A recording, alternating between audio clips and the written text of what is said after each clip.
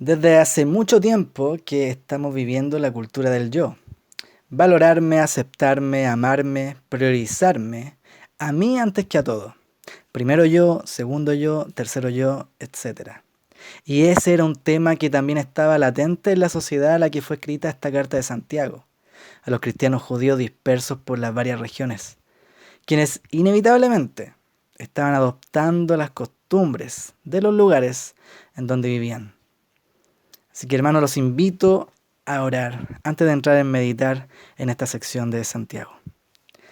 Señor, te damos muchas gracias por la oportunidad que nos das de reunirnos nuevamente un domingo más a escuchar tu palabra, a escuchar de ti, Señor, para que tu palabra sea la que cambie nuestros corazones.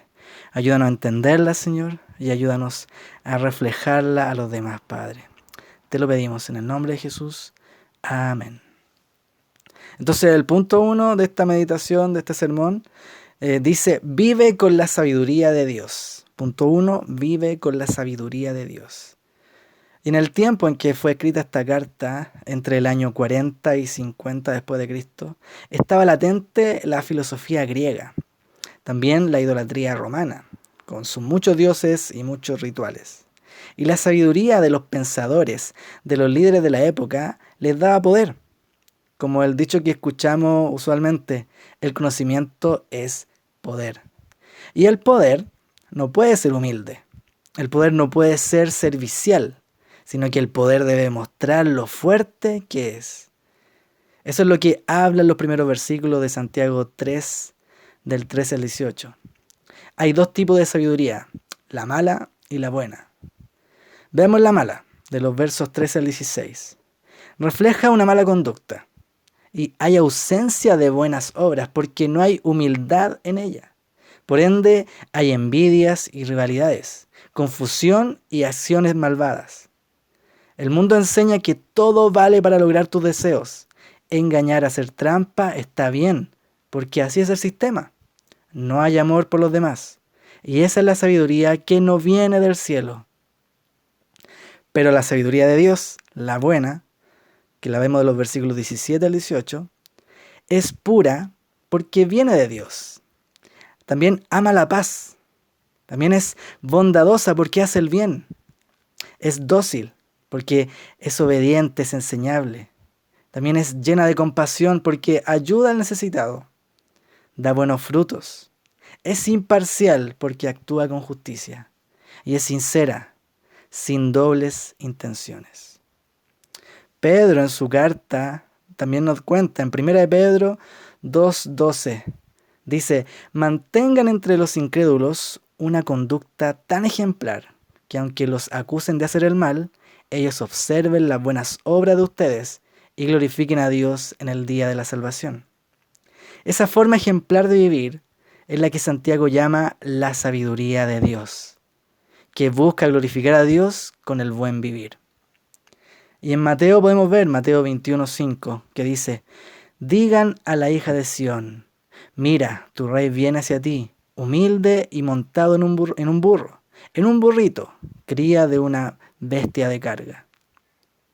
Nuestro rey Jesús entró en Jerusalén atípicamente, humilde en un burro, porque él no vino a pelear, él vino a salvar. Y en Mateo 11, versículo 29, dice, carguen con mi yugo y aprendan de mí, pues yo soy apacible y humilde de corazón, y encontrarán descanso para su alma.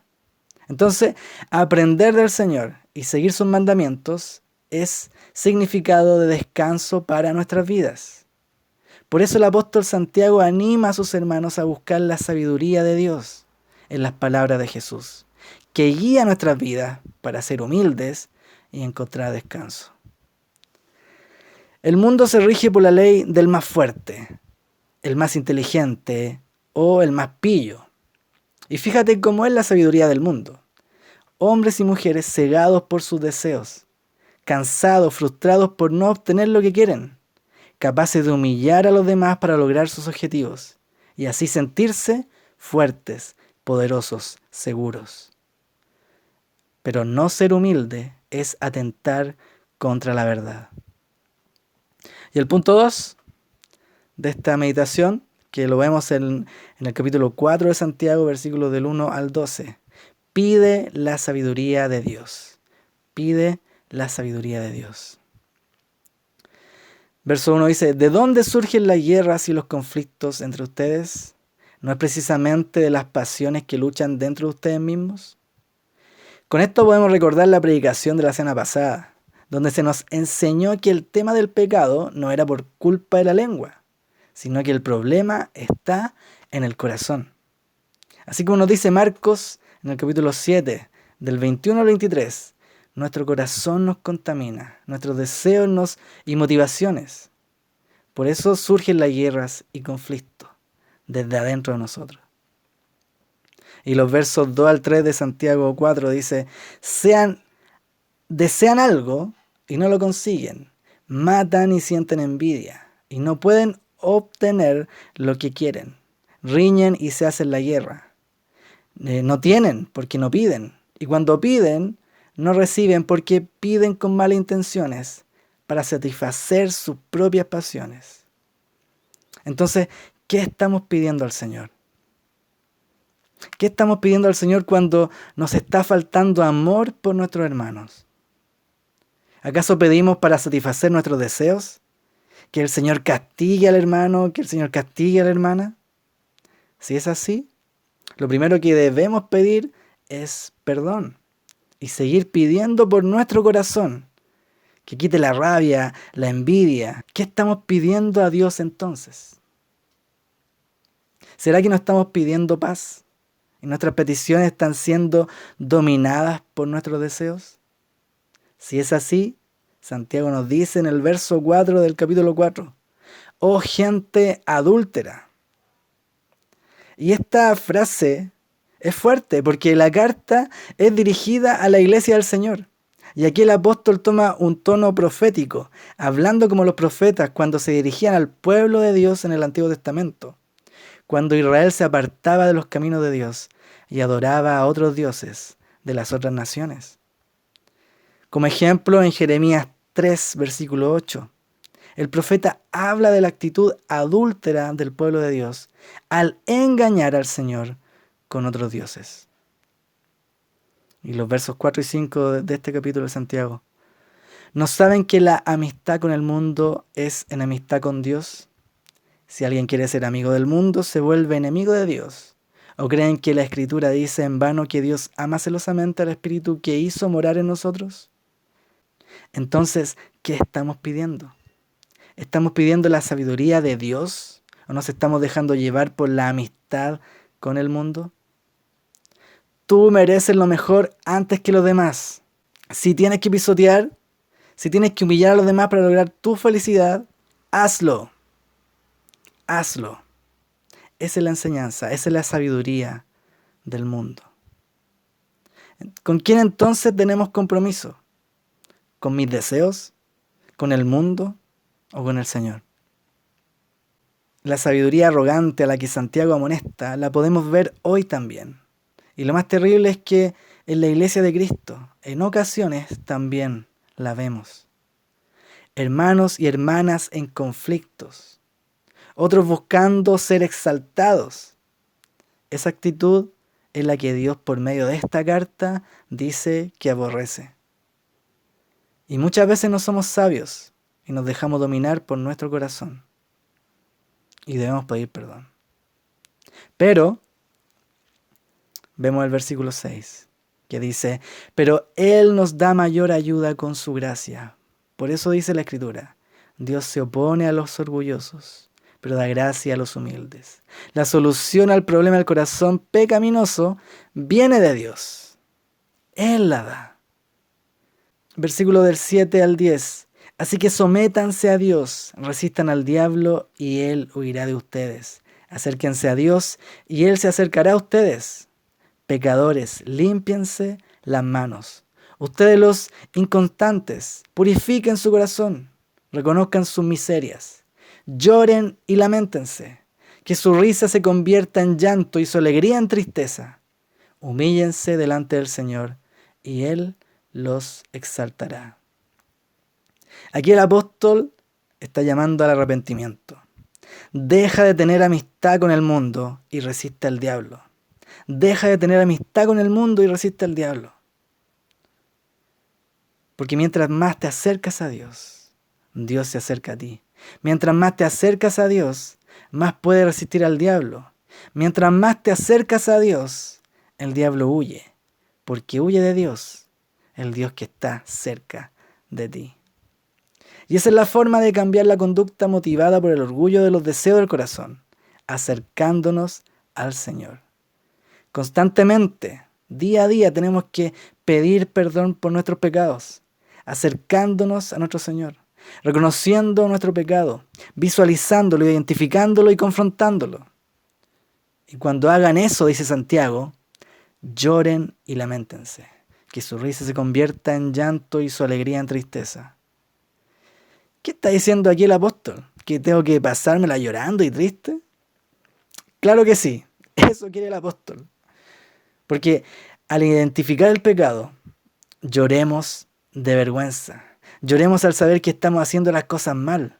Lloremos al ver que no estamos sometidos a Dios, que estamos alejados de Dios, coqueteando con el mundo, y que no estamos resistiendo al diablo, sino que tenemos una amistad con Él, que nos lleva a ser adúlteros, a engañar a nuestro Señor.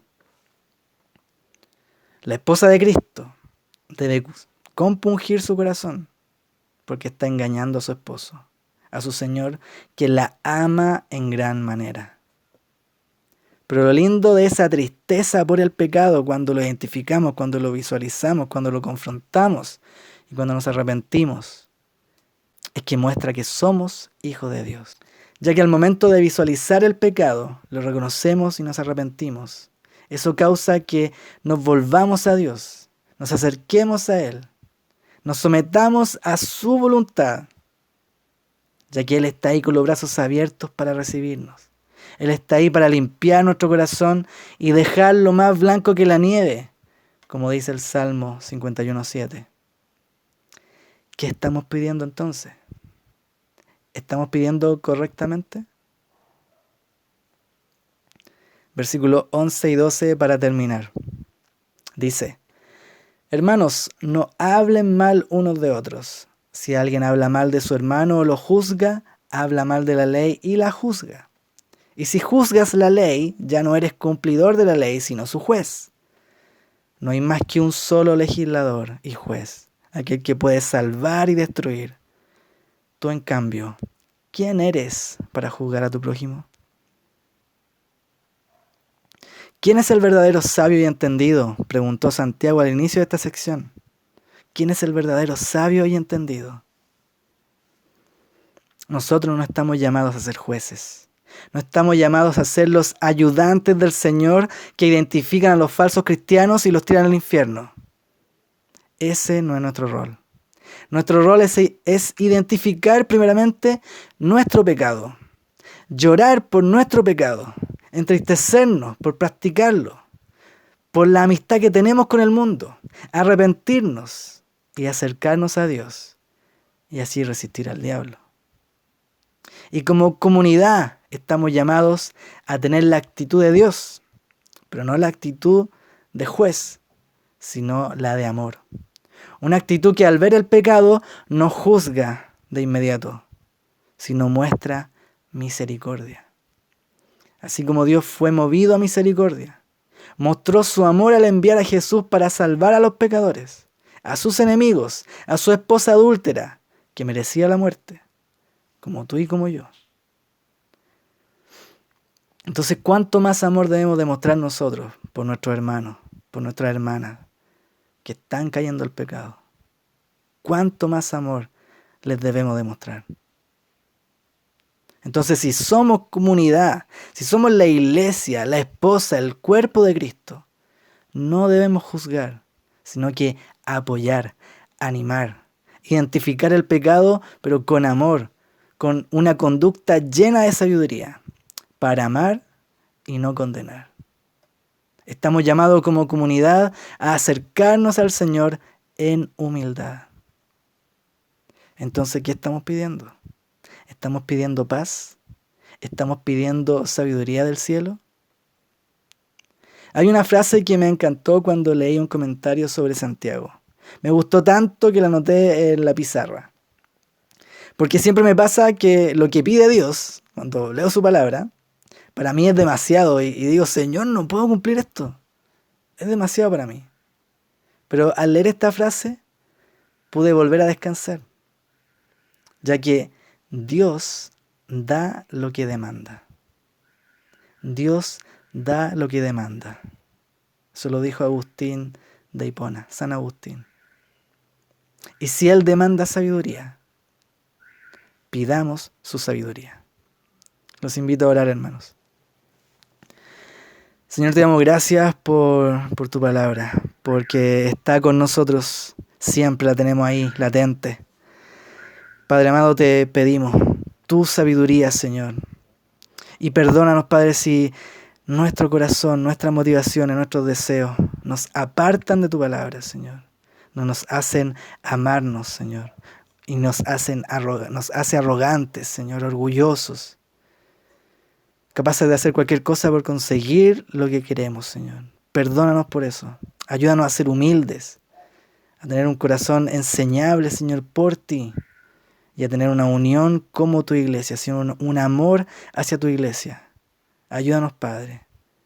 Ayúdanos a mostrar tu sabiduría en comunidad y hacia los demás. En el nombre de Jesús. Amén y amén.